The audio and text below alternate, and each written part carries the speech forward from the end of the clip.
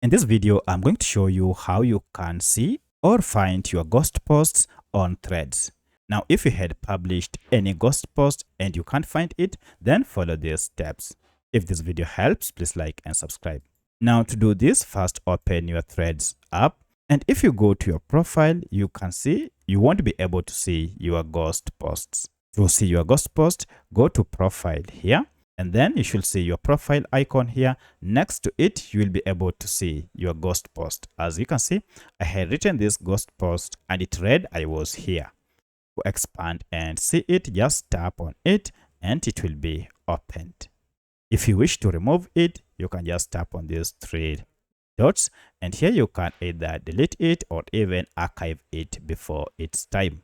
As you can see, I have just posted mine some few minutes ago and it has 24 hours that is left. So that's how you can find your ghost posts on Threads.